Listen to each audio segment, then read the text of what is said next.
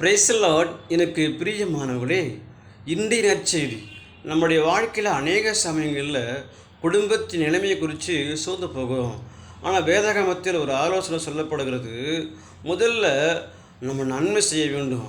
நன்மை செய்யும்போது சில பேர் நம்மளை புகழ்ந்து பேசுவாங்க, சில பேர் என்ன பண்ணுவாங்க, நம்மளை தூற்றுவாங்க, நம்மளை அவமானப்படுத்துவாங்க, நம்மளை குறை சொல்லுவாங்க. அதை தான் நீங்கள் கவனிக்காமல் தொடர்ந்து நன்மை செய்யுங்க, ஏற்ற கடத்தில் இருப்பீங்க. ரெண்டாவது நம்ம ஜெபிக்கணும், தொடர்ந்து ஜெபிக்கணும். ஜெபத்துக்கு பதில் வந்தாலும் வரா போனாலும் தொடர்ந்து நம்ம ஜெபிக்கணும். அப்படி ஜெபிக்கும்போது நிச்சயமாகவே ஏழை உதவிக்கு பதில் வந்தது போல் உங்களுக்கும் பதில் வரும். 2 மூணாவது நம்ம ஆண்டரை விசுவாசிக்கணும்.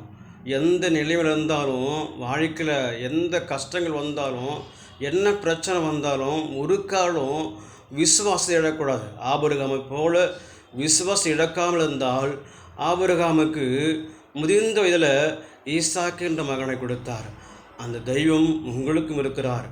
ஆபிரகாமுக்கு ஒரு குழந்தை தேவைப்படுது. ஆனால் உங்களுக்கு என்ன தேவையோ அது எல்லாவற்றையும் ஏற்ற சமயங்கள் கொடுப்பார். ஆகையால் சோர்ந்து போகாமருங்கள். கர்த்தர் உங்களையும் உங்கள் குடும்பத்தையும் ஆசீர்வதிப்பார். ஆமேன்.